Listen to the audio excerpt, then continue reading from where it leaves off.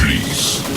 The show starts in 10, 9, 8, 7, 6, 5, 4, 3, 2, 1, go. Salaam Alaikum. Mr. Moderator, our distinguished guests, brothers and sisters, our friends and our enemies. God, in the name of Allah, and may the peace and blessings of Allah be upon His last and final messenger. Family, friends, foes, haters, and hateettes, welcome back to the Feachaz. I greet you all in peace and love with no hatred in my heart. Assalamu Alaikum warahmatullahi wabarakatuh. So before we begin, please like, please subscribe, and please share.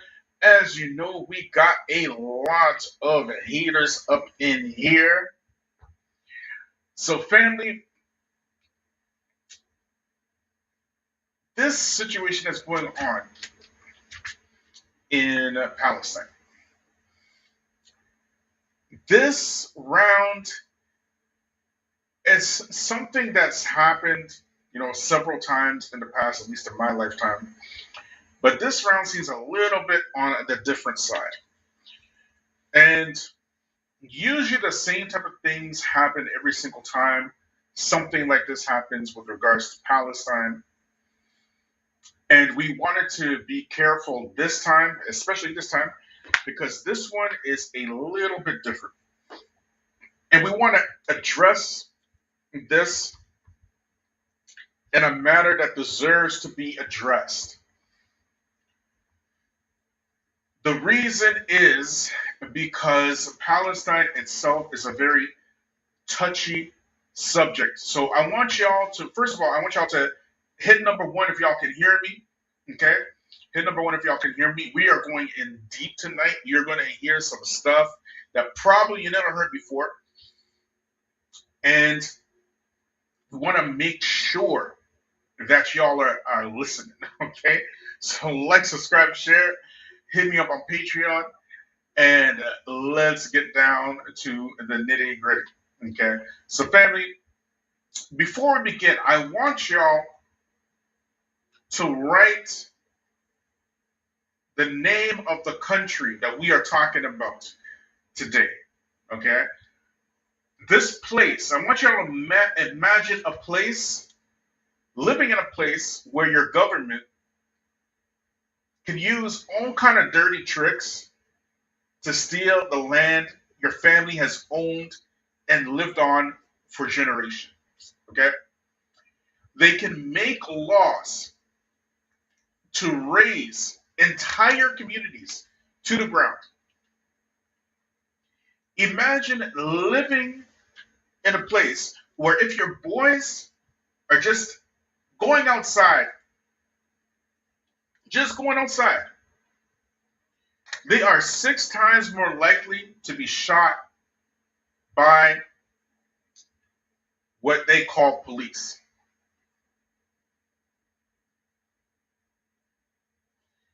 Your neighborhoods can get bombed with impunity. Imagine living in a place where it is masquerading as a civil, moral democracy under the trust of God. Yet you have no rights. You nor your people have no rights. Write the country down in the chat, please. Write the country down. Your votes don't matter. You cannot change the condition of your people politically, but rather you live under a facade where your political situation is under the complete control of your enemy, including the politicians that are pretending to represent you. Imagine living in a place, and if the moderators are there, if they can get rid of the, if they can please remove the trolls. We don't do that here. We do not do that here. Okay? Moderators, remove the trolls from the chat, please. Let them go somewhere else.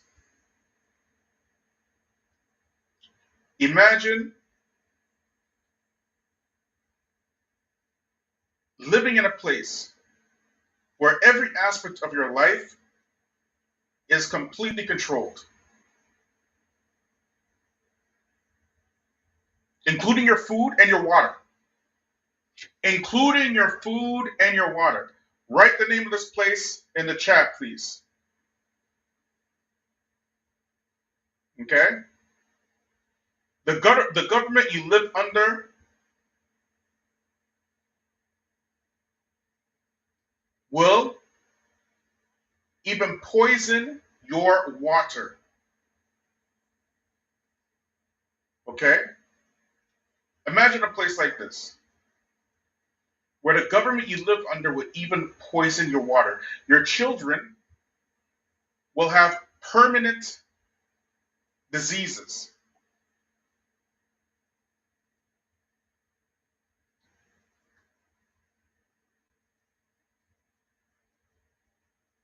Okay? Imagine living in a place like this. Imagine living in a place where your food is meticulously controlled. You nor your people are able to farm and produce your own food for your own people. Imagine living in a place like that. Write the country in the chat, family. What country are we talking about right now? I want all y'all to write the country in the chat, please, family.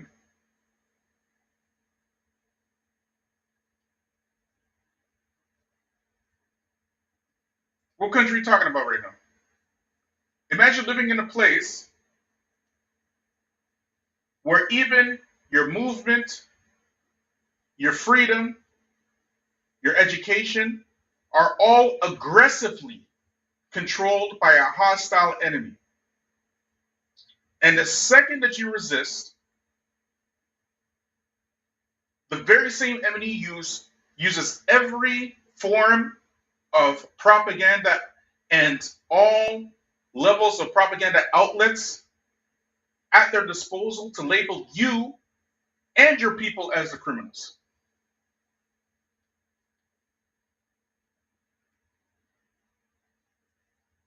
Imagine living in a place like that. Imagine living in a place where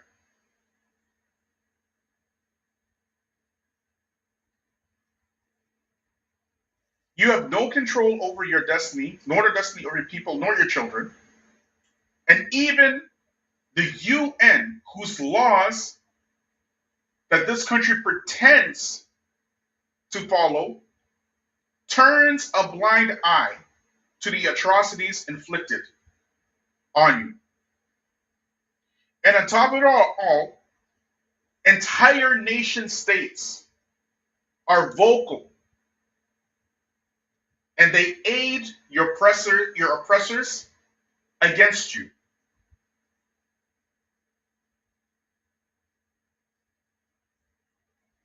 So consider Islam with Kenny Boomer. He says Palestine. Welcome, brother Kenny Boomer. Welcome, welcome, welcome. But in fact, Sister Tika, she says Palestine, United States, China, Burma, and name a few. And we're actually talking about the United States. But all those countries that Sister Tika mentioned, all of them qualify. All of them qualify. But the amazing thing is that the Muslims can unite behind Palestine in theory.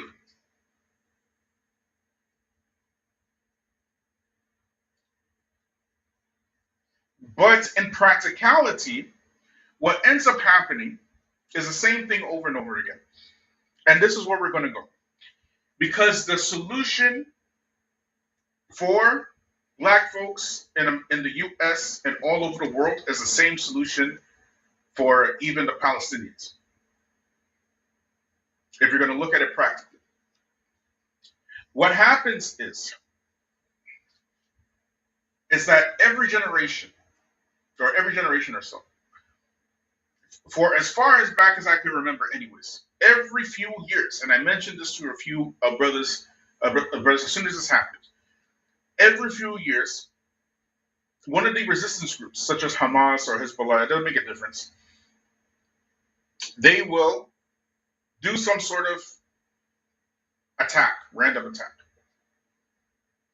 And then the Israelis will have a heavy-handed, over-the-top, violent response. And the Muslims, they will go out and protest. They will wave their flags in the streets. They will write their letters. They will give their speeches. And they will vocally express their displeasure with what is going on in Palestine. Every couple of years this happens. And every couple of years, the scholars will pretty much say the same thing. Okay? You have like the actual ulama rabbaniyun who are saying to the people that the necessity for resistance fighting is a very serious issue that needs to be taken with seriousness, and it cannot be done in a haphazard manner. Let me ask y'all a question. Okay, what do these scholars mean? And then you have other scholars who, some of them are scholars, some of them are just rabble rousers.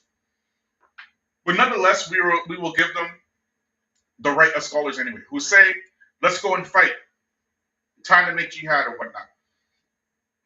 Okay? So let me ask y'all something, okay, in the chat.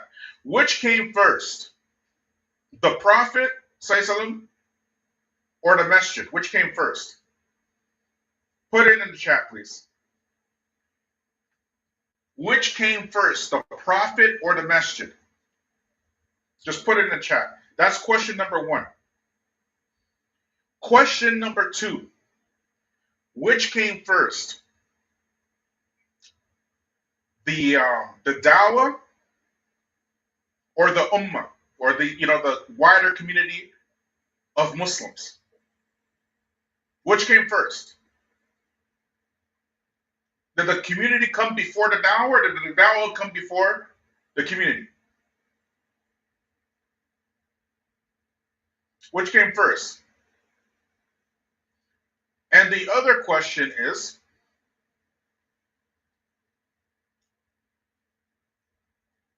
exactly, Sister Tika, the Prophet came before the Masjid, the Dawah came before the wider community. Which came first? The unity, the wider unity of the Muslims, or the resistance fighting? Which came first?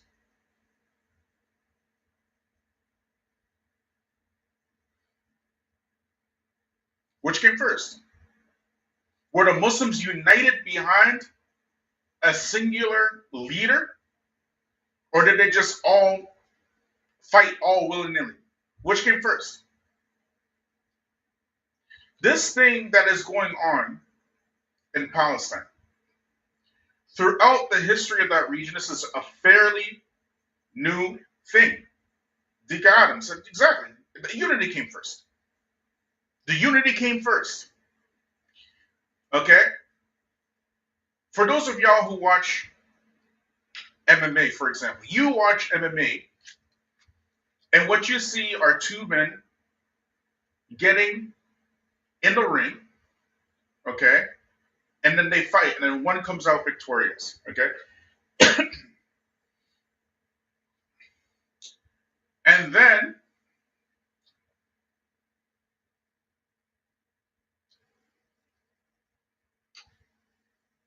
when that one gets victorious, you kind of root for the person that you're going for, and whatnot. But what you don't see behind the scenes is what's going on with the training that fighter goes through. Okay, you just see the fighter, but even that fighter has a leader. We're just talking about two men coming together in a sport, competing in a sport, with one coming out victorious. Correct? That's it. That fighter has gone through hours and hours and hours and hours and hours of training in order to end up victorious in the ring. He won the fight in the training session. He won the fight with his mindset, with his training, with his ability to not give up and things of this nature. Right? This is where he won before he even got into the ring. You get it? So imagine now. Imagine your favorite fighter. I'm gonna say Francis Ngannou, for example. Imagine me, someone like me, Brother Bilal, okay, getting in the ring with Francis Ngannou and saying, I'm gonna beat him just because I believe I can beat him. That's it. What would y'all say about that? Just based upon belief only. All right? Imagine me getting in the ring with John Jones. Well, I'm a Muslim, John Jones, I'm a Muslim, therefore I'm going to beat him. There's a story in both the Bible and the Quran, okay? It's the story about David and Goliath, okay? And it's an old story, okay? And the Jews, they live by this story, as well as the Muslims, okay? But especially the Jews, okay? They live by this story, the David and Goliath stories. For those of y'all who don't know this story, okay? David, the prophet David, mind you, right? When he was young, he was under the tutelage of a king named Saul, okay? And this king was a righteous king. And this king was going to war with a certain people, right, at this time. And the king, as he goes to this war, right, he's trying to get his followers to be disciplined. Now, David, he's a young man at this time, young guy, right? And he's known for his slingshot skills, okay? He's known for this, right? And a slingshot is not a very, how do you say, even up until this day, it's not a very glamorous weapon, right? It's something that you may use to kill birds and whatnot, right? But David was skilled in the slingshot. He practiced with the slingshot, okay? And according to the story in the Bible, he even killed a lion with a slingshot. Y'all hearing me? But the point is that he was skilled in this thing. This is something that he practiced, right? People tend to go to the end part of this story, right? Where David meets Goliath. Goliath is a massive human being, right? A giant, powerful. And he, by himself, is the destroyer of armies, okay? Goliath is a massive personality. Famous Goliath. And David's just this little kid with a slingshot. Right? And everybody goes to the end of the story. and says, well, this is proof that if you just believe, right? And of course, you have to believe. There must be belief attached to this, right? If you believe, you can overcome all things. Because they took the slingshot, whipped it at Goliath, and took out the giant, and King Saul and his army, they defeated their enemies. Okay? Famous story. Famous story. However, the training behind that is what everybody misses. Okay? He didn't just show up one day, right, with just a slingshot and like that, and then that was it. Okay? And furthermore, a people who are fighting for their dignity are not like a people who are fighting for their salary. It's not the same thing. It's not the same thing. People who are fighting for their dignity, their human dignity, their survival, right? These people are not the same as people who are fighting for their salary. You understand? This is where the belief comes in. This is where the belief comes in. So now we have the situation, okay? The situation with Israel, it really started with the Zionist movement in Europe. The Jewish people in Europe were always being tossed around in exile every so often years. And so during the pre-World War period, there was this fervor for a new idea of rulership called nationalism. Okay, it was during the decline of the Ottoman Empire, right, and certain European nations there was talk of this new thing, this new idea. Now we should be nation states and whatnot. Okay, which is really back in this time. This is kind of how the Zionist idea kind of started. Okay, because Jews historically have never had their own homeland per se. Okay, they've really been scattered here and there in Africa, Eastern Africa, in Arabia, and the Turkish area. And then eventually they ended up in Europe. Okay, eventually they ended up in Europe, and then Europeans, of course, we know the history of Europeans, and persistently this type of thing that they had with Jews and whatnot. And of course, the Spanish Inquisition kind of exacerbated that, right? So, but anyways, I believe it was 1907? I want to say 1907. Okay, I'm not quite exactly sure on the dates, but there was something called the Sykes-Picot Agreement. Okay, where these two aristocrats were basically coming up with this plan, right?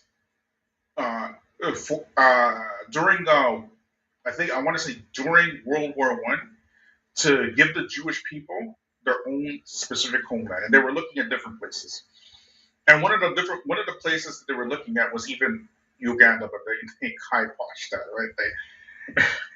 They just basically said we're not doing that. But anyways, after or during World War II, because of this agreement, right? And this is the question y'all gotta ask, right? This is the real question y'all gotta ask, right? Can a people from a different land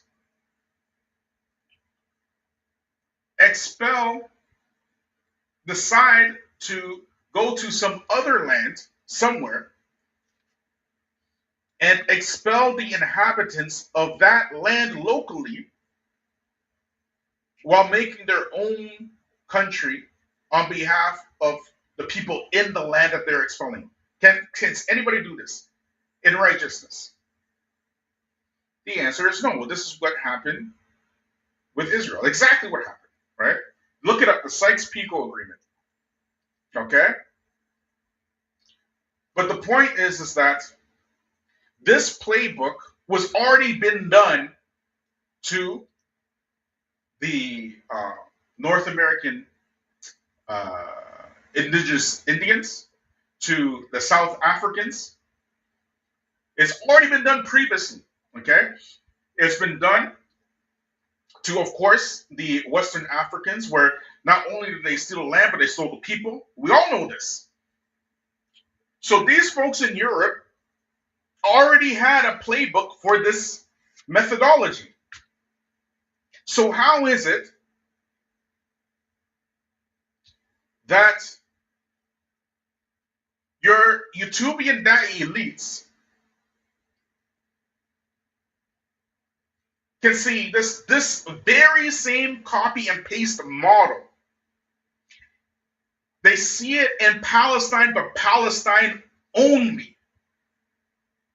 They don't see it anywhere else in the world. They make arguments for the very same white supremacists. They make arguments for the very same white supremacists to use against black folk. But when it comes to the Palestinian people, these are Muslims, mind you, right? They don't want to use those arguments that they've given as weaponry for the white supremacists against black folk. They don't want to use those same arguments against Palestinians. As a matter of fact, they use the arguments that we use. Now, I want to show y'all something, just to show how it's always been, and it will continue to be, with, well, anyways, I'm going to show y'all, okay? 1 second, y'all. Let me just show y'all this.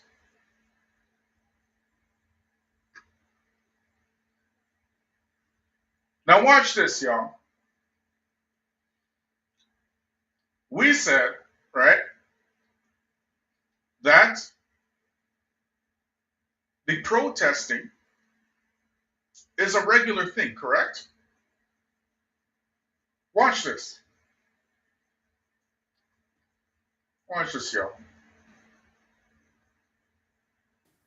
The whole reason I'm yelling is because the powers that be in New York City and New York State don't want this rally to happen.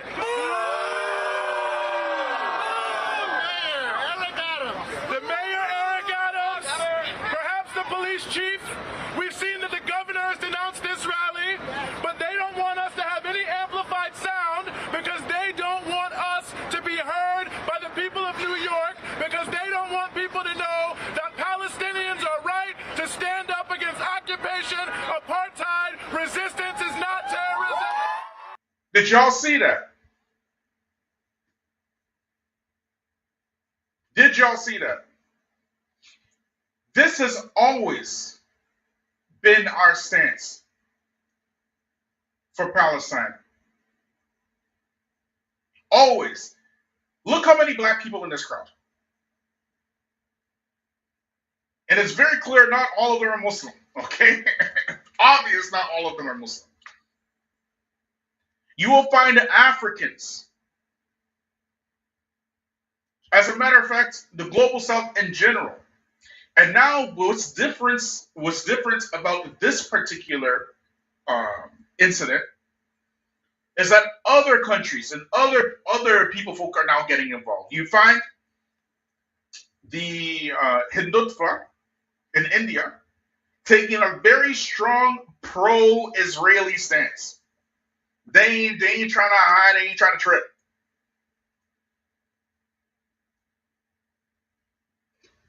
But meanwhile, though we are, of course, we're like pro-Palestinian. Are you kidding me? Like this is a no-brainer. It's a no-brainer. We understand apartheid very well. Remember that thing we said in the beginning. This is a copy and paste system. This apartheid system is a copy and paste system. It has been used and perfected, of course, in the West first and modeled in the East, in places like South Africa, in places like Palestine. Okay?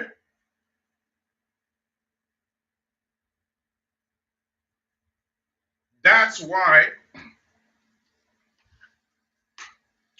you can find these very few people just running up in people's places, stealing their land, their human resources, controlling their food, because this is a copy and paste model. So how is it that those very same Utopian elites can call this racism, but when it comes to black folk, they want to call you racist? Weren't these very same people inviting Jordan Peterson to their platforms just the other day? Was Jordan Peterson ever anti-Zionism? Was he ever neutral about his Zionist stance? Did he just suddenly switch up and change?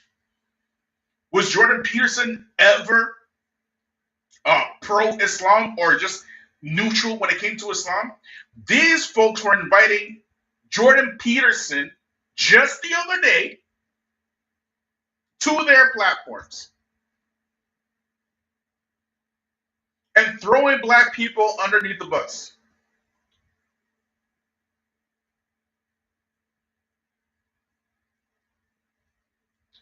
These same folks didn't bat an eyelash and continue not to bat any eyelashes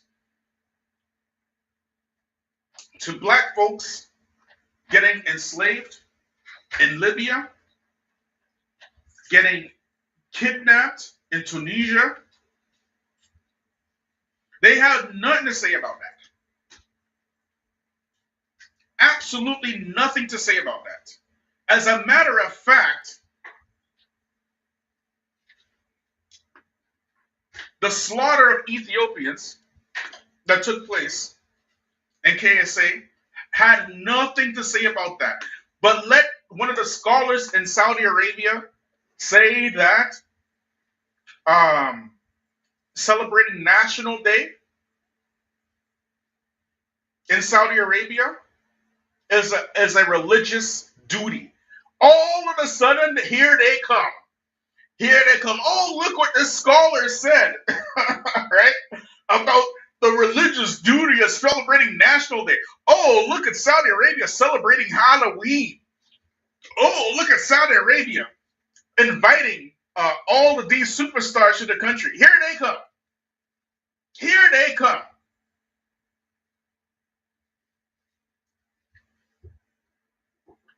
But let Saudi Arabia not just murder hundreds of Ethiopians in cold blood, the people of the first Hijra, but publicly grape their women and force the men to grape their women, or they would murder them in front of their people. And where are they? Where are they? Today,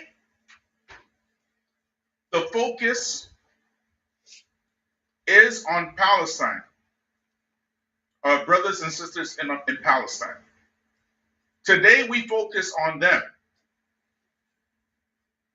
Right? Today, we are looking at them. However, this whole thing is nothing new.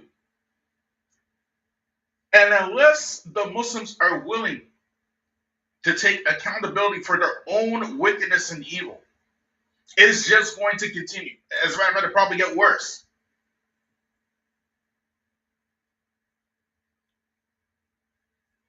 It probably get worse.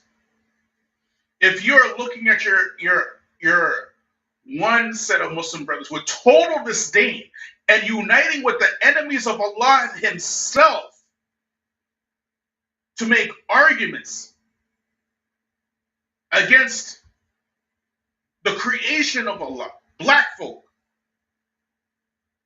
you want to make an argument against black folk, against the oppressed.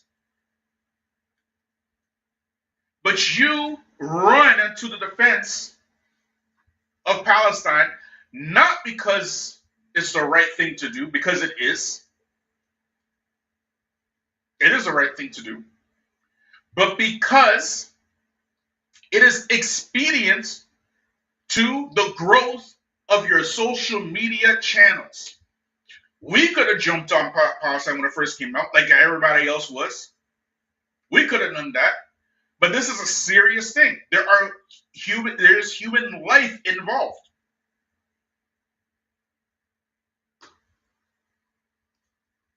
There is human life involved.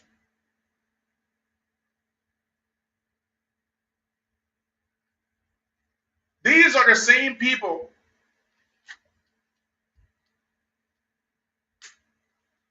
that want Zionists to come to their platforms to make it big. And now all of a sudden, of course they have to be pro-Palestine. They have to be. They ain't got no choice. They have to be. They have to say what the people want to hear. What do the people want to hear? We must fight. We must protest. We must go in the streets. We must write letters to Congress and blah, blah, blah. Like all this, like this ain't ever happened before. Brother, actually, no, let me try to find this video here on my WhatsApp. I'm going to show y'all something. Okay? And I'm going to tell you what I told brother at the same time. Okay? Like, subscribe, share, hit me up on Patreon, y'all. We keep saying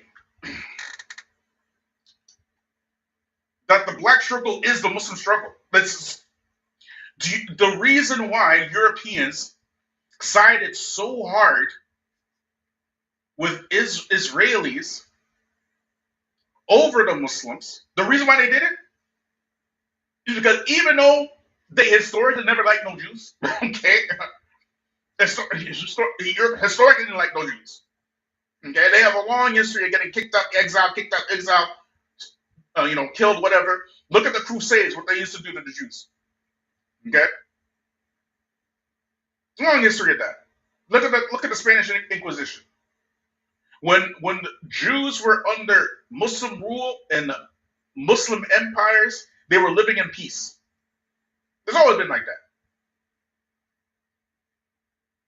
that. And as a matter of fact, that's how it's supposed to be anyways.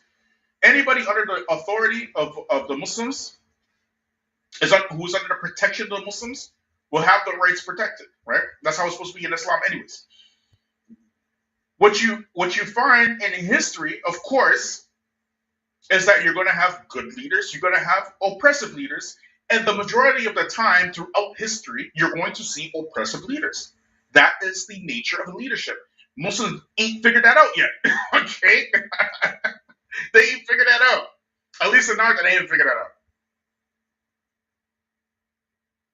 Okay? The nature of leadership, because you want to make sure that you have a semblance of control over your people. Leadership and power, they understand that. They understand how power works. You need to read the 48 laws. I have the book right here. I think I showed you last time. The 48 Laws of Power. You need to read that book. And this is why the Prophet Muhammad, peace be upon him, when he came to make dawah, he wasn't looking for leadership. He was looking for dawah. After his dawah was strong, Allah gifted him with leadership. Because the people changed. Y'all don't see it like that. Y'all think that you can just show up one day in the Gaza Strip with your mama's kitchen knife and stuff, and your Timberland boots, and talk about you making jihad and stuff. And you ain't the first ones. Believe me, you ain't the first ones. You're not the first ones. When it happened in my 20s, There was a bunch of y'all like that. Okay, and when it happened in my 30s, a bunch of, and it's every generation. You get this new generation of young kids every single time, right? Who are saying you need to listen to the real scholars. And who are the real scholars? Some, loudmouth jihadi somewhere, okay, who calling the people to go and fight and whatnot with no leadership, no training, no nothing. Just show up. And then when they get over there, it's a totally it's a total mess. Just show up, trust in Allah. That's jihad. Just show up and trust in Allah. That's jihad. Come on, man. Y'all are making a mockery of the jihad, man. That's like. Anyways, let me try to find this video, y'all. 1 second, y'all. Try to find it. Like, subscribe, share, hit me up on Patreon, y'all. Hold on. Where is it? Is it this one? Nope. Okay, is it this one? Yeah, here it is. 1 second. Let me try to download this. 1 second. We'll download that. Okay, there we go. All right, and now let me get it in my screen.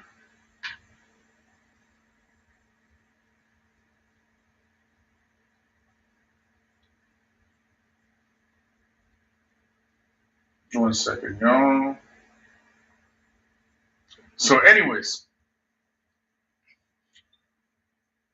the method of the Prophet, okay,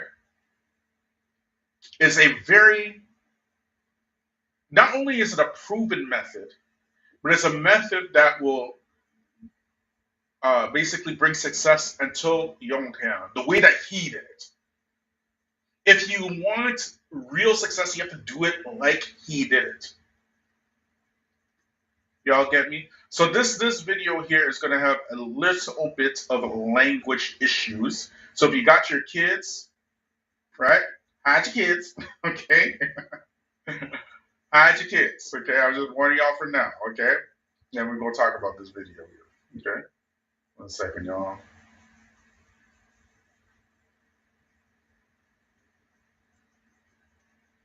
Okay. All right. So let's play this out. Brother sent me. It's a short clip, and these clips are going all over the place. This, it's filling up in every Muslim group. You get me? All these short clips, all the stuff that's happening, all this kind of stuff, right? It's filling up. It's just consuming a lot of the people's time, right? So this is a clip. Let's watch this, y'all.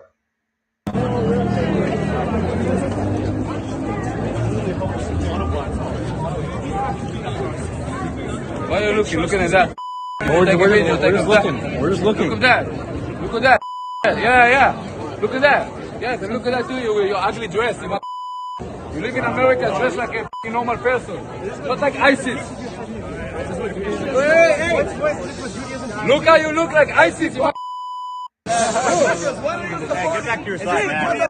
Are you supporting? שמים פה מוזיקה של החמאס פה.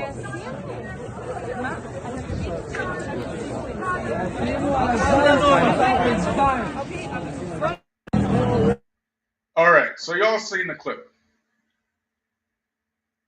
okay? And these types of clips, they're a dime a dozen.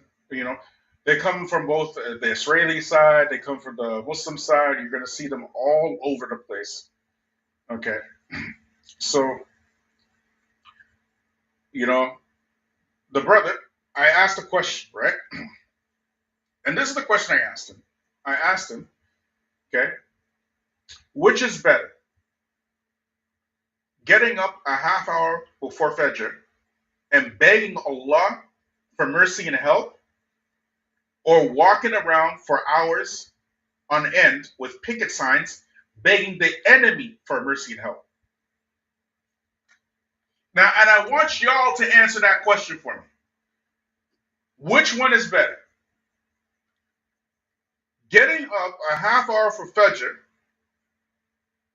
and begging Allah for mercy and help, or walking around for hours on end with picket signs begging the enemy for mercy and help? Which one is better?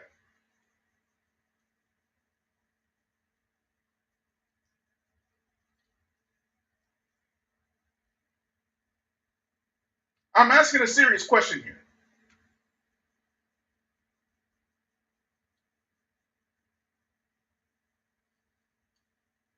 Sister Tika says, half hour before Fajr. But what you're seeing is the next generation of protesters. Did you see the age of these? 20 years old, right? Those of y'all who are older, they know exactly what I'm talking about. This is the next generation of protesters. And then you're going to have the next generation of older ones, the wiser ones, telling the next generation of protesters, you know what? The sunnah is actually better. You need to go back to the sunnah. You need to be organized. You can't just go and just rush into things. And then this next generation of protesters is going to say, oh, you bootlick. Who talk about bootlickers all the time? Who the ones talking about bootlickers all the time? You're just a bootlicker. You don't do anything. You don't do nothing. You're just do nothing. Do nothing. Do whatever. Person. Do something. You have to get up and do something. You have to stand up. We're standing up. You get it? You think this is something new? Just because you were just born yesterday, all right? You still got, your peach fuzz when you hit puberty and stuff, all in your face. Okay? You still got that. We definitely need a generation of soldiers, no doubt. Okay? But soldiering with picket signs is not like doing the things you need to do to actually start a revolution. It's not the same thing. Don't think you're doing the same thing. You're not. You're not doing the same thing. Okay? What you're doing is actually adding to the fawda, the chaos. That's what you're doing. Can you guys imagine the Prophet Muhammad Sallallahu? Can you imagine him taking his Sahaba when they were being oppressed by the pagan Arabs of Mecca and then organizing the Sahaba and saying, you know what? Whoever can write. Let's get some placards. And we're going to go to Abu Jahl. And we're going to go to Abu Lahab. And we are going to demand that Abu Jahl and Abu Lahab stop boycotting us so that we can eat food. Can you imagine him doing something like that? If the Prophet Muhammad did something like that, would you call that honorable or humiliating? Just put it in the chat, please. I'm asking the question here because I want to know. Because y'all youngsters, you think you know more than us. No problem. If the Prophet Muhammad went around with some picket signs to Abu Jahl's house with all the Muslims, talking about give us our rights and stuff, would you call that honorable or humiliating? Brother Muhammad, he says humiliation. He says humiliation. Consider Islam live with Kenny Boner. He says humiliation.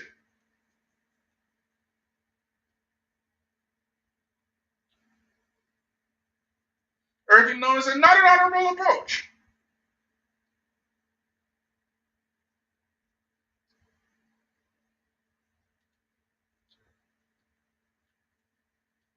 You're missing the plot here. You see what I'm saying?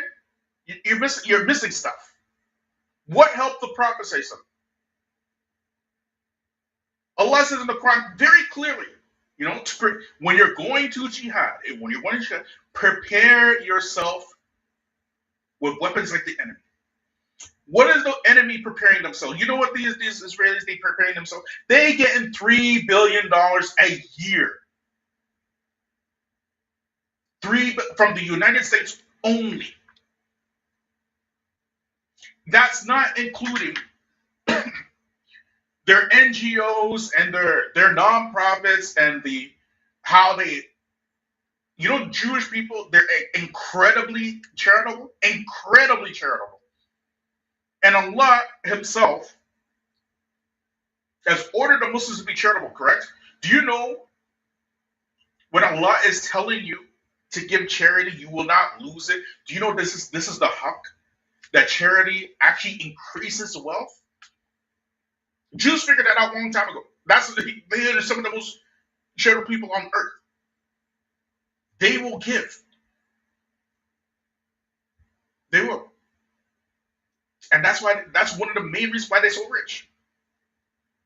Because they give to their causes. You have how many I think in Ontario alone, there's like 500,000 Muslims in Ontario only, if I'm not mistaken. Is it 500,000? Somebody can correct me if I'm wrong. Right? But the point is that we have a few 100,000 Muslims in Ontario only. And we can't even, patronize a single Islamic school, not one. And these Jews, based upon their charity, they have their own medical facilities. They have their own schools, their own temples, their own shops. You're missing the plot here. You get it? Actually, going back to the Sunnah is the route to success. That's what's the route to success.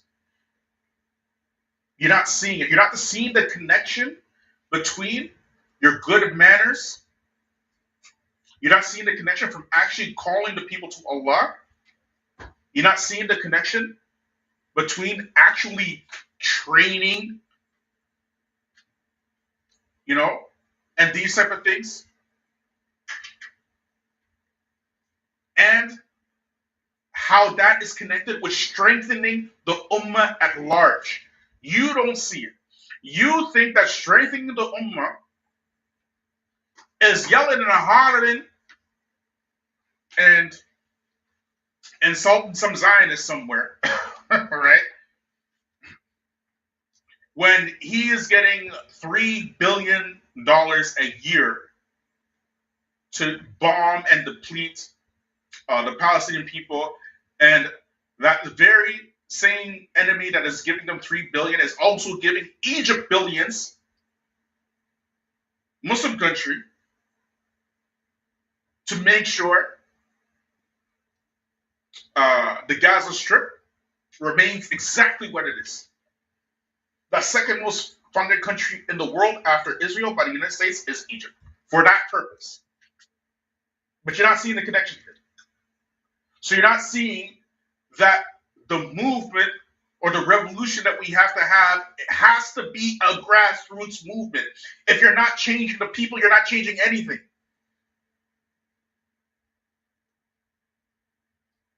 What's the point of going out in the streets and yelling at some Israelis?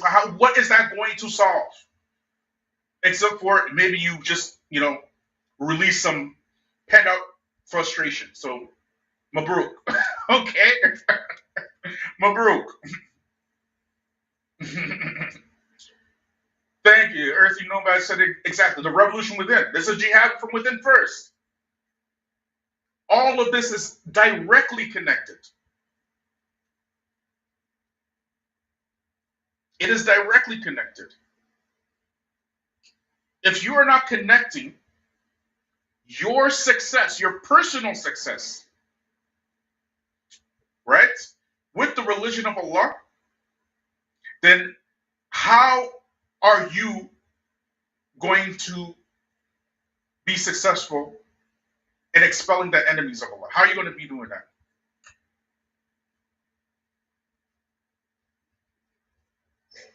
How are you going to be doing that?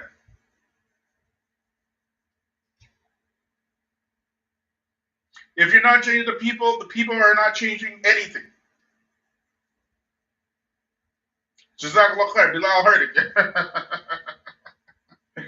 it. That's how it is. It's always been like that. Why does Allah send a prophet to the people? So they can remain the same? So they can keep doing the same mistakes over and over and over and over again. And so here we are, 2023, doing the same things that we're doing in 1993.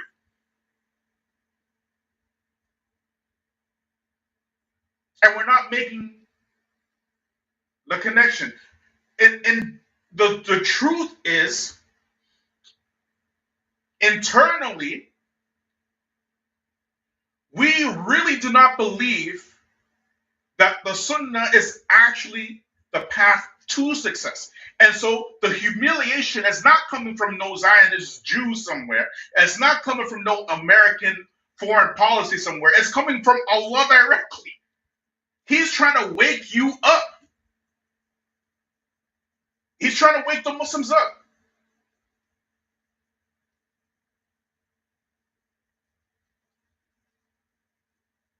The oppression of the Palestinian people is on full display for the entire earth to see. Everybody's seeing it. Just like the oppression of black people was on full display for the entire earth to see. You sign off for the oppression of one people, it's like you signing off the oppression of all people.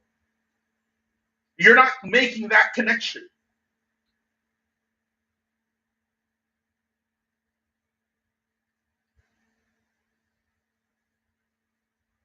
And I promise you, not me, but rather, Allah's religion will be made manifest and very clear. It'll be made very clear that it's the solution for all mankind. And this is coming.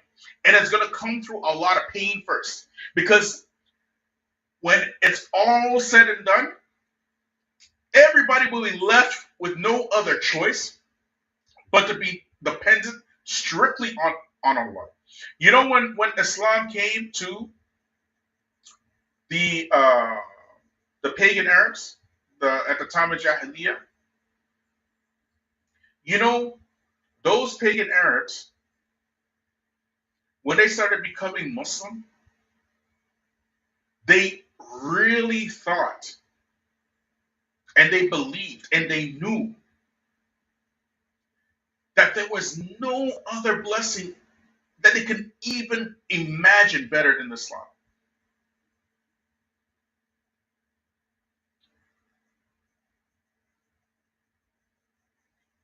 Why? When you say Jahiliyyah, right? A lot of the English-speaking folks, right? We say Jahiliyyah, we mean ignorance, right? But we have an idea in our head when we say ignorance. Okay? We have an idea in our head when we say ignorance, okay?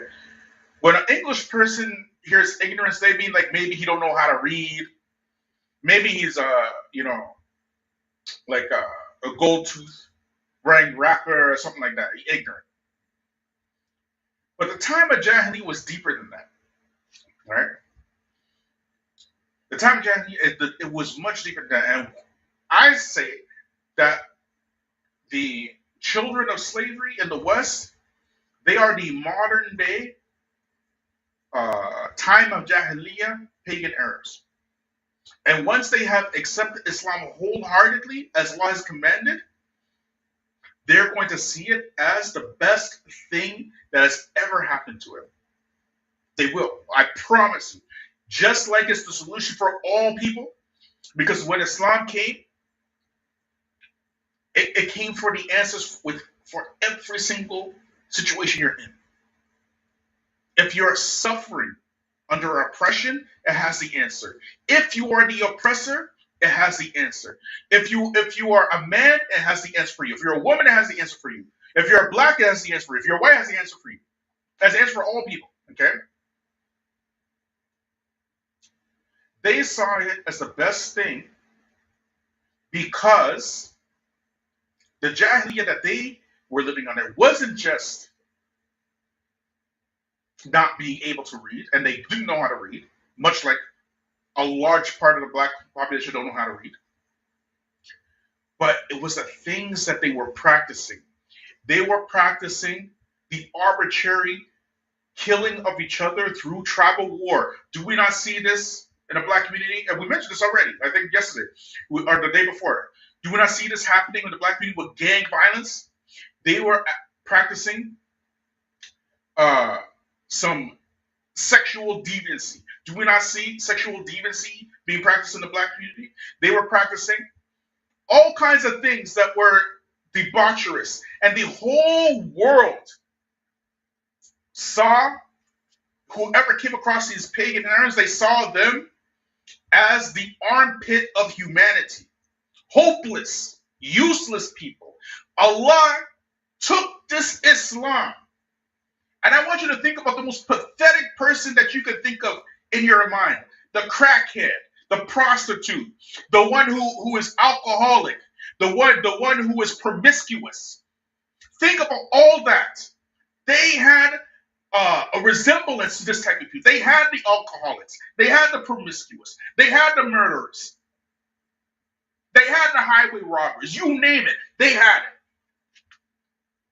They had it. That's the Jahili that we're talking about. And Islam came and switched all of that up. But you mean to tell me that your picket signs are more powerful than that? That's what you're trying to tell me?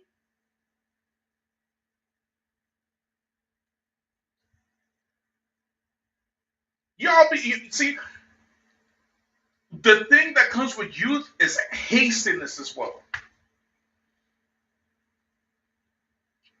They're in a rush to make change, but anything you want to change in your life requires knowledge first. Anything. If you want to change your weight, you need the knowledge to change your weight. If you want to change your way of thinking, you need the knowledge to change your way of thinking. Okay? If you want to change your job, you need the knowledge in order to change it. It doesn't make a difference. And that knowledge that you requires patience. Correct?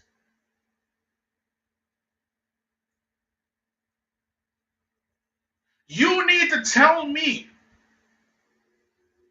how you're sharing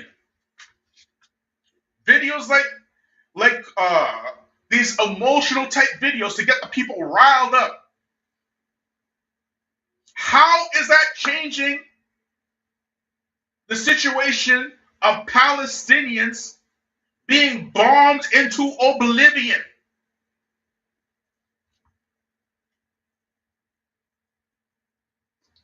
Jazakallah khair, may Allah bless you and reward you and multiply it for you a millionfold, brother Kevdi. Hayakumullah, barakallah feek, bro, wa feekum barakallah. Everybody say ameen for the brother Kevdi. Hayakumullah.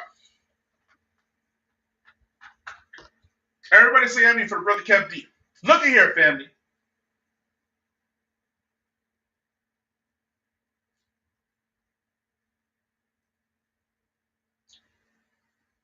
Being popular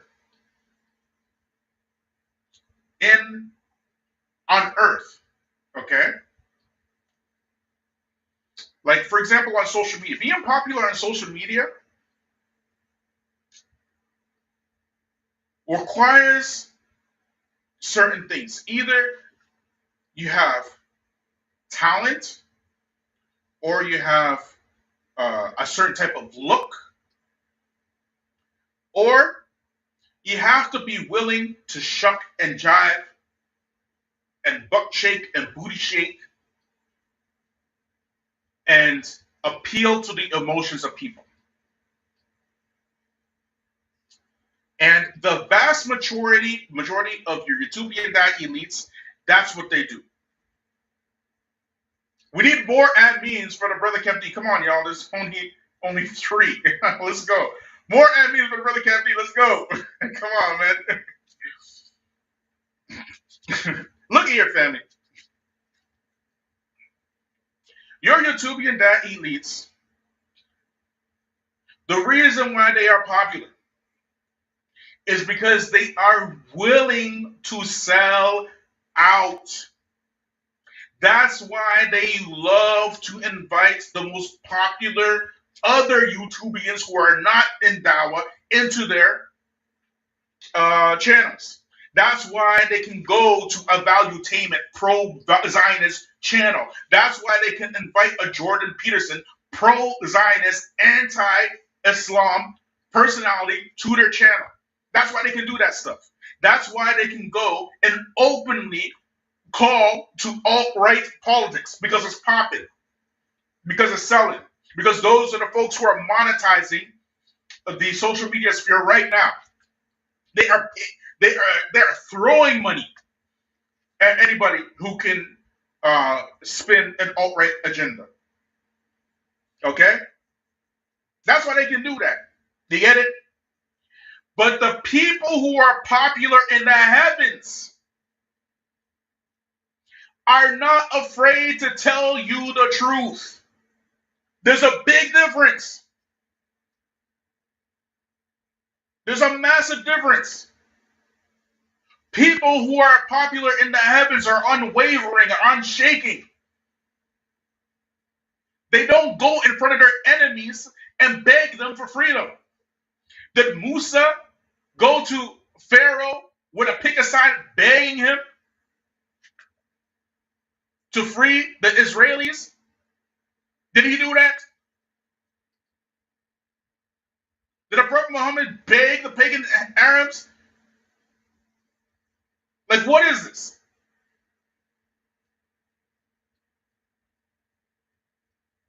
You want to go to some political something somewhere and beg those people to stop giving Israel money when Allah is giving you an opportunity right there in front of your eyes to get the most blessings, and you could be popular in the heavens?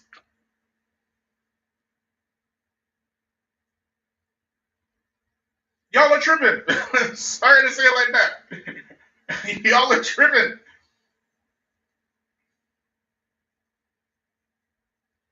The one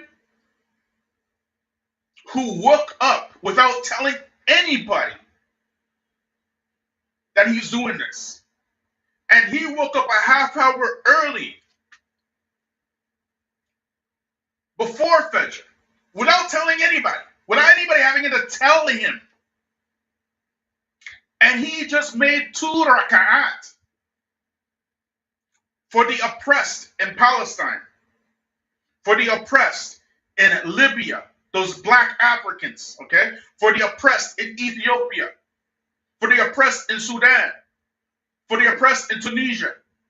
The one who woke up to, and he didn't have to, he's not even from this area at all. He just woke up by himself, or she woke up by herself, and she woke up a half hour earlier, just prayed 2 rak'ah, is better than all of those walking around, free Palestine, all the kind of stuff. All of them combined. All of them.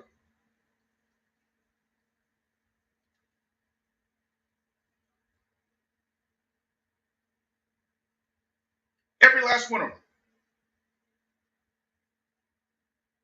The one who knows and understands that the Sunnah is actually superior to all other methods, and he believes that, is better than all of these folks trying to usurp power with their hands without establishing the foundation of how the power is supposed to be established first.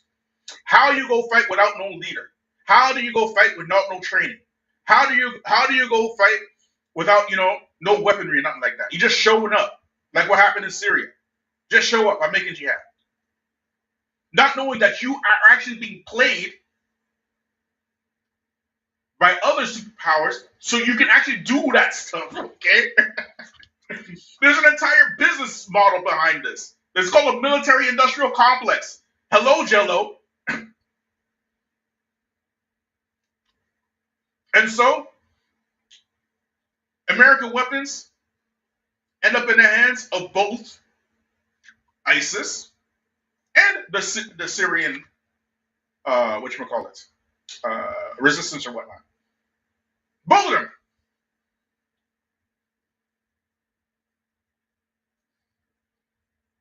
And so the states can go into Afghanistan, fight this endless war, and then leave that endless war with their weapons behind. So the same Afghanis that they were fighting, follow them, get out, have those weapons. Hello? There's a business model behind this. You're being played.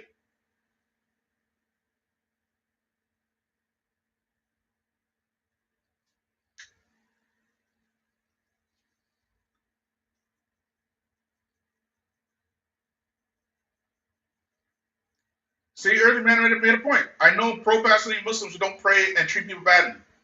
Me too. I call one of them Daniel Hikaju. Okay? I don't know if he prays. Maybe he prays. I don't know. I never seen him pray. But he definitely treats people bad. Okay? These are the people that are gonna free Palestine. These folks. Come on, man. Bro, how'd you gonna free Palestine? Are you kidding me? You're joking me right now, right? You gotta be joking. You're not serious. You're not serious. Anybody who has ever been in any martial arts will tell you they are not the leader in the fight. Their coaches are the leader in the fight, okay? They train and they train and they train and they train and they train and they train to fight for a half hour or so, max. You know what I mean? Y'all who never can't even do 10 push-ups, never ran a sprint in your life. You know? You curl your shawarma to your mouth today like this. This is your exercise. You're curling the shawarma. Ah! And then tomorrow you're gonna fight jihad. Y'all are tripping, man. Y'all are tripping. These Zionists, they ain't playing. They made sure they had all the planning, all the infrastructure first, all the training, all the weapons, all the money. They had that first. And then they went in. But anyways, family, I'd like to thank all of y'all for joining me tonight. Right? Finally, even the Jews knows that God blesses your wealth. Meanwhile, many Muslims now forget that part.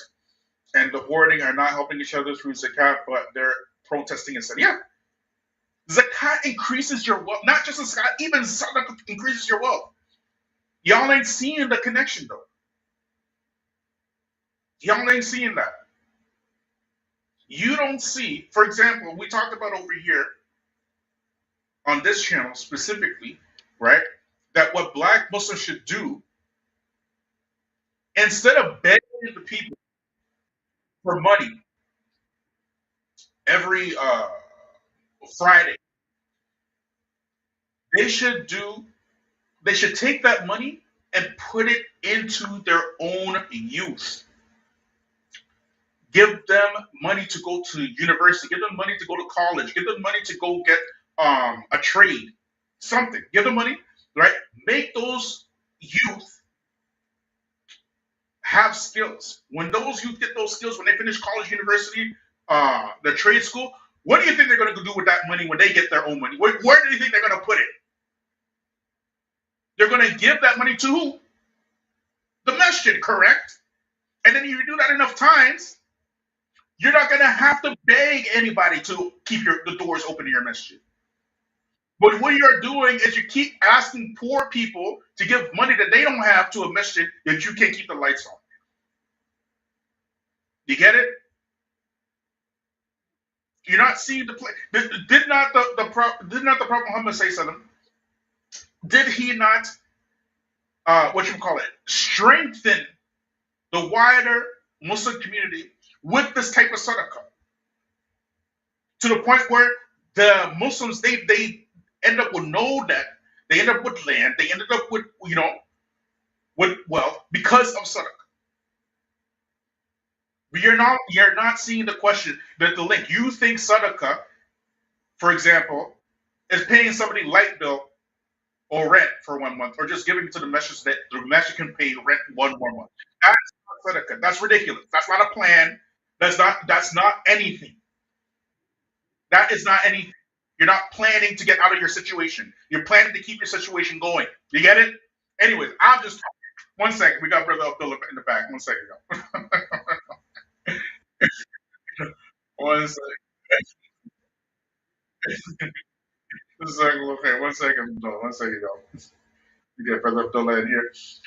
Salaam Alaikum wa rahmatullahi wa barakatuh, Brother Abdullah.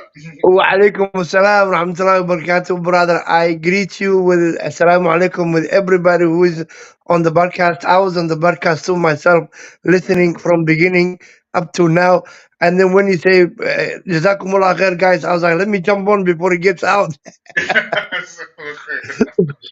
Well, What you well, got for us, bro? wallahi, brother, Jazakallahu khair.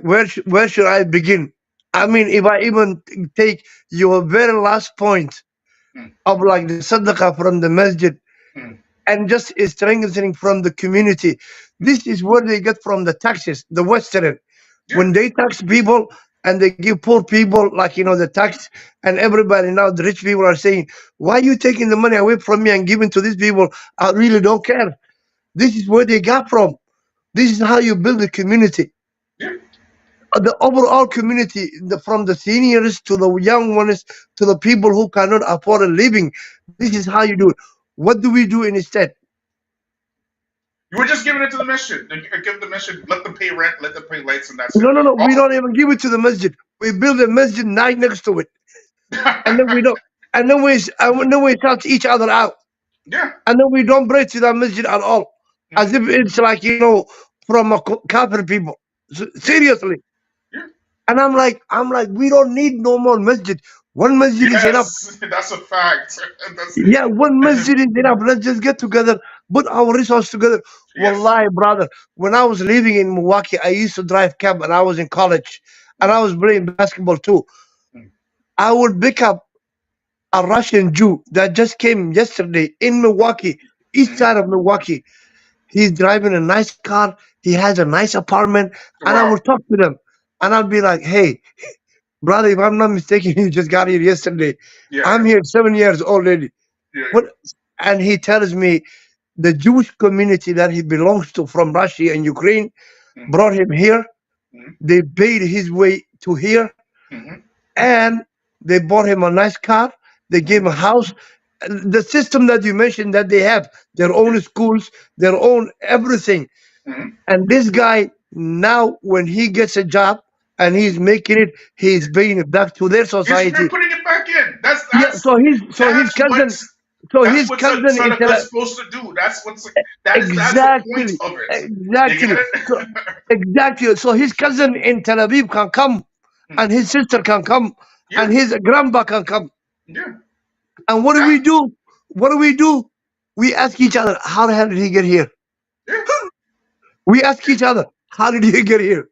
Even if you look at the life of the Prophet, right? He is the messenger of Allah, correct? Correct. He is getting guidance from Allah directly, correct? Exactly. Did he make his decisions by himself, or did he seek shura? He seek shura. How many times Umar ibn Khattab was right?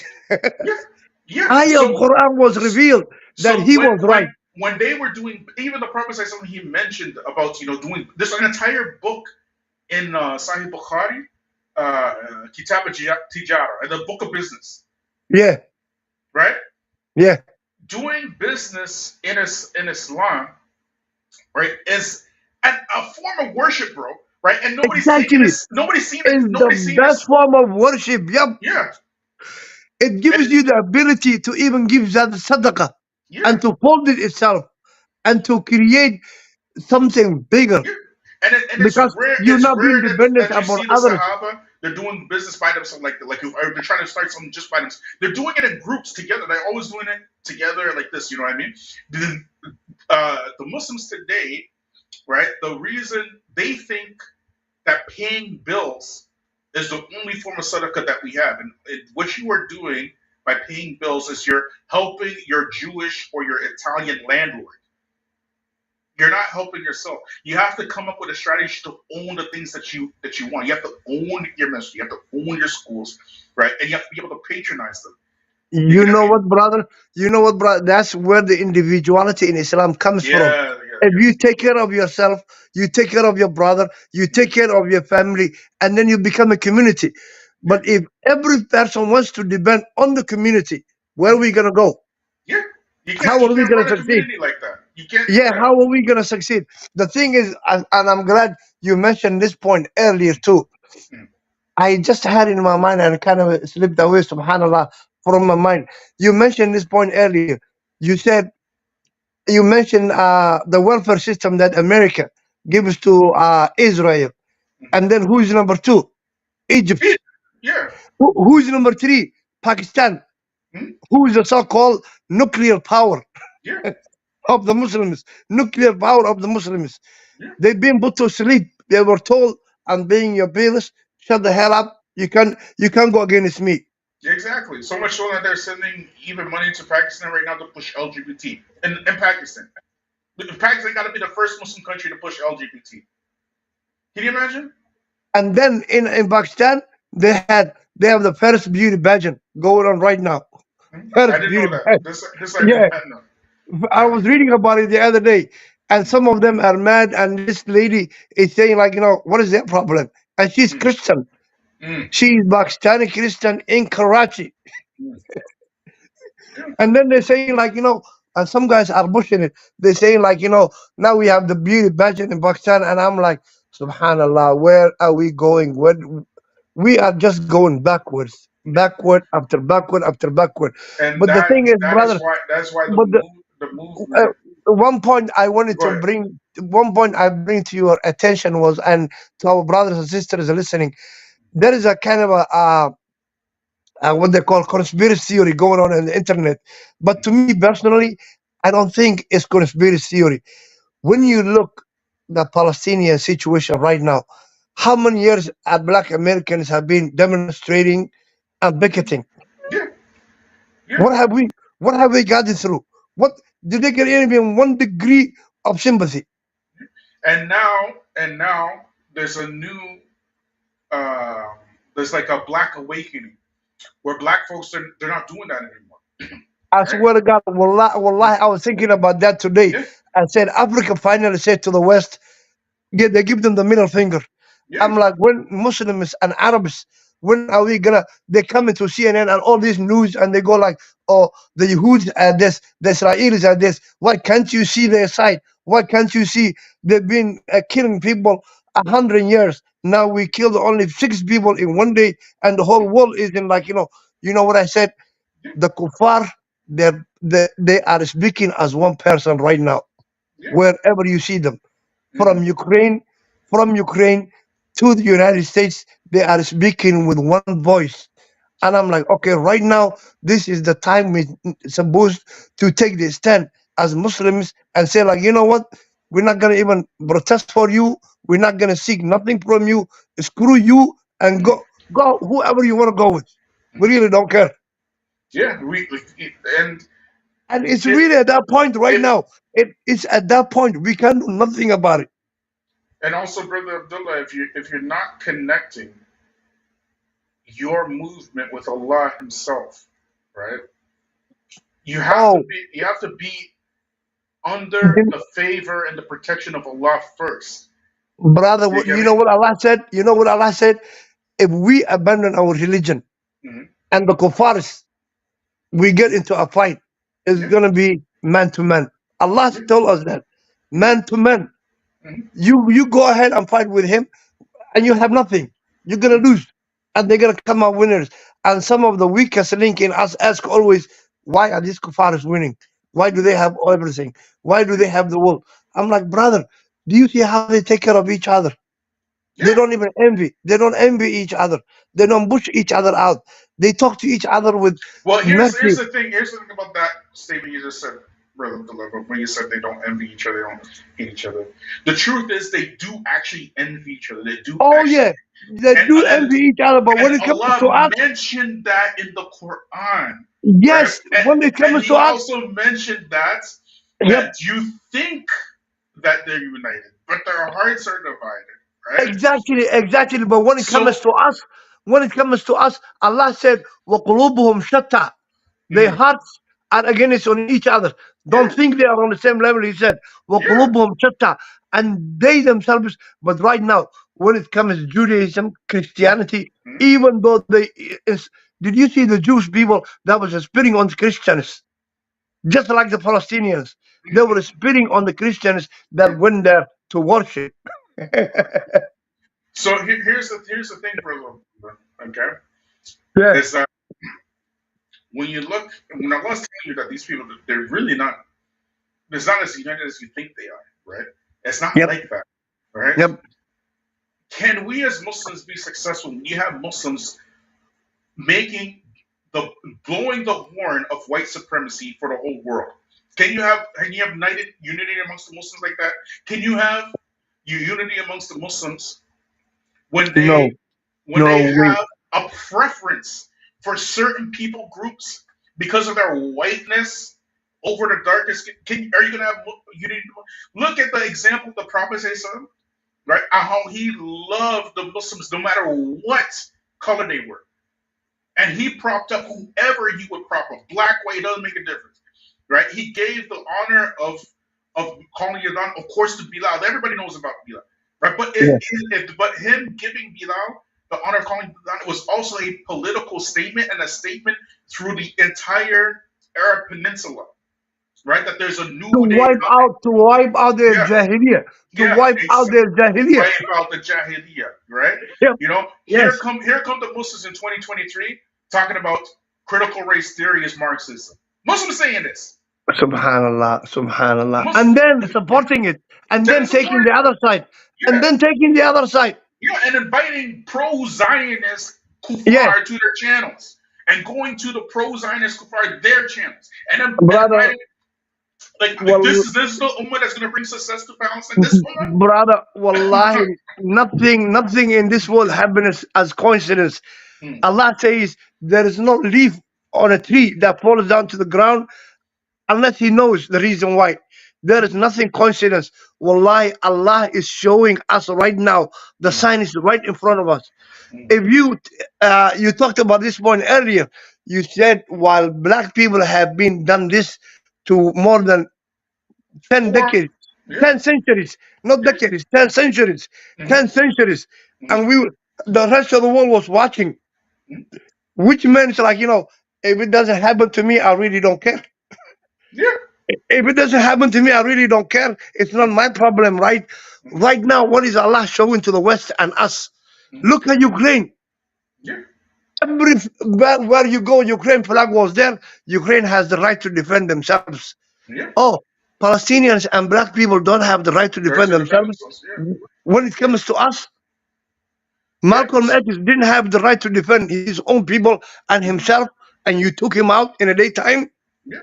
If you are a real believer, you believe in justice for all people, whether they are black, whether they Or are white, white, or Jewish, or or Jewish, yeah, it or Palestinian. No, it does. Yeah, but for them, doesn't make a they're difference. You believe if all people, right? yeah, It their doesn't make a thing is difference. one way. Their thing is one way or my way, Yeah, either my way or the highway. yeah, You see now what's happening. mhm, America is sending ships, warships to Israel, and I'm like, for what? They don't need that. You yeah, already give them millions of them. And then the other point I wanted to tell you was like, these Hamas people. I'm like, okay, you went out and you killed 10 people. They came back and killed 500,000 people. mhm, Who has that deficit here? yeah, Who really lost? yeah, yeah, Who yeah.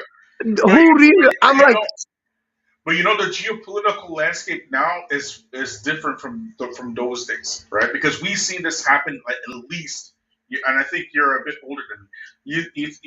We've seen this happen at least once every 3 to 4 to 5 years, where Hamas will do exactly what you're saying, and then the protests, and it's the same thing over and over and over and over again. Okay, and it's then the what same. goes under the protest is like they take their F-16s Yeah, and bomb the crap out of them.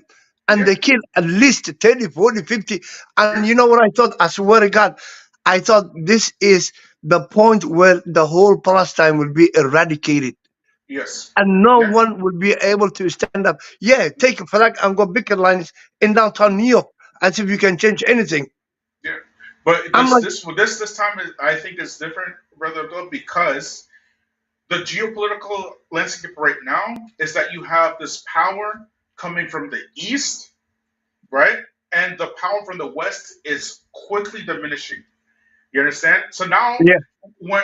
where the Western power was way up here, okay, Mm-hmm. and then the Eastern power was way down here. Now it's balancing up, coming closer, and so it's very clear to me that Hamas clearly had help, not from a regular country, but some other country that we don't know yet, right? Right, to get those 5,000 rockets Missiles, to rockets, yeah, missiles. yeah, Yeah. 5,000. Okay, and Israel didn't know about that, and with uh, the U.S. right now bleeding, absolutely bleeding money, right? And they're having this war in Ukraine, which they're trying to fund into into basically victory. And now this new thing happening in Palestine. Now they have to switch to and plus what's going on in Africa, as you know, with Niger, Yeah. right? Yep. France is Yep. about to suffer hard, right? Yep. So there's a whole shift now. That these Western powers they're coming down. So now this thing that's happening in Palestine can be Mm. absolutely prolonged. And there's a prophecy, the prophecy that he mentioned Yeah. that in this area, the Great War that he mentioned, Yep. right? That even when a bird is flying, a bird will fly over and just fall dead instantly, right? This Yep. tells me when I'm listening to this hadith, I'm just hypothesizing. Okay, nobody has to take this, right? Yep. But when I hear this and what's happening now, I'm thinking that perhaps maybe chemical warfare, nuclear warfare, something like that will happen, right? Oh. And so, yeah, because this is how a bird will go and fly over the place of the warfare and then just drop dead like that. And they just drop dead. Yeah. Yeah, Just drop dead because yeah, of the environmental disasters that they cause in exactly. there. And the prophet say something said for I think it was every 99 people will die and one will survive, Yeah. right? Brother, you know that brings me to this point that I was trying to make earlier, which is when disaster, let's say like the Katrina disaster in New Orleans. Mm-hmm. Do you know how much money that the How country much? of Qatar gave to New Orleans? $100 million. Wow. $100 million, Katrina. Mm-hmm. Do you know when 9/11 took place in New York, the Saudis wanted to give donations, and the younger Bush told them, "Screw you! I don't need your donation." Wow. Into their face, wallahi, into their face. Yeah. And right now, you have a people that the general that was speaking on television the other day said we're gonna cut the electricity, water, Yeah. Water, food, food. Yeah. and he said we are fighting with animals. Yeah. So that And tells you. And then when I heard that, I was like, these people, they just want to obliterate and then be and done with it. yeah, and this was done in the States. It was done in Brazil. It was done in Haiti. It was done in South Africa, and now it's being done in Palestine. This is what people don't know. This has already been done. It's not a Exactly, new it's thing. been done before. It's not Yeah, a new thing. All exactly. right. It's not a new thing. It's been done before. Yeah. It's been done before. You know what Anyways, Putin said brother today? Abdullah, I gotta go. It's getting late, inshallah. But just I love saying. This one point. You Go know ahead. what Go ahead. Putin said today? Putin was kind of mimicking USA. He said, now you have 4 wars to fight. Yeah. Yeah. Yeah. He told That's the USA. the whole point that U.S. got out of Afghanistan to begin with was because what's going on with China, right? They Exactly. pulled, China and you know, Ukraine. China and Ukraine. yeah, yeah, Yep. and then the Ukraine thing happened afterwards. After they pulled out of Afghanistan, they have that thing happen in Ukraine. You have that thing happen in China, right? Yeah. And then they have again what's going on in Haiti, what's going on at the border. So they're stretched so thin now, right? Yep. And the proverbial chickens have come home to roost, right? But again, at the end of the day, this is all geopolitics. What is upon us, right? Of course, is doing the things that the Prophet ﷺ did. And Allah Salam alayhi. the easiest thing to do is at least make two rakat, right? After that, if you're serious, you're going to get the knowledge of how to, get involved in warfare. If you don't have the art of war, if you don't have the prince, if you don't have 48 laws of power, if you don't have even reading the stories of Ghazwa and Bukhari, you're not a serious person. Yeah. Just like just like you said earlier, brother. I'm sorry. Just like you said earlier, Mm. all these people in the world right now, how many people do you think even prayed two extra rak'ah for these people There in was two extra Palestine? cut. That's Two the thing. extra rak'ahs in the people in Palestine. Yeah, Nobody. yeah. And that Nobody. two extra rakats is way more powerful and beneficial for the people in Palestine. That will bring about more benefit because now the help of Allah, you're seeking the help, you're going over the heads of the enemies of Allah. And Allah Exactly. will help you. But you don't really believe in the help of Allah like that. But Right? Allah said, "إن الله لا يغير ما بقوم حتى يغيروا ما بأنفسهم." We Allah, Arabs, He's not we going to change the Muslims, condition of the people until they change the condition of the themselves. condition of themselves. Yep. We still like the crazy chicken that just wandering around the street that Yeah. don't know any directions. Oh, Even though yeah. we have the brother Jazakallah khair. Sorry, Oh, yeah. Jazakallah khair. We appreciate everything. Allah. Forgive me for this extra minutes I took. No, But I was it's my listening. pleasure. As soon as you said Jazakumullah khair, guys, I'm like, let me jump in now. No problem. No problem. Assalamu Allah, alaikum, and I wish good night on everybody who was in there, and Jazakallah khair. Jazakallah khair, Brother Abdullah. It's always a pleasure Assalamu as alaikum. usual. Wa alaikum salam wa Assalamu rahmatullah alaikum. again. Okay, family. So we are gonna see. I think we're going live tomorrow, inshallah, with brother. I'm not gonna leave it as a treat. I'm gonna leave it as a surprise. I'm gonna leave it as a surprise. Tomorrow we have a major live. Make sure you share that live, inshallah. Okay, right? And we will see you guys tomorrow. And may Allah reward you and bless you all. I want to thank all my guests, all the people in the comments. I want to thank the moderators who got rid of the trolls. Hayakum Allah, may Allah bless you and reward you. I want to thank Brother Kevdi again. May Allah reward you and bless you and multiply it for you a millionfold. Ameen. سبحانك اللهم وبحمدك واشهد ان لا اله الا انت واستغفرك واتوب اليك والسلام عليكم ورحمه الله وبركاته.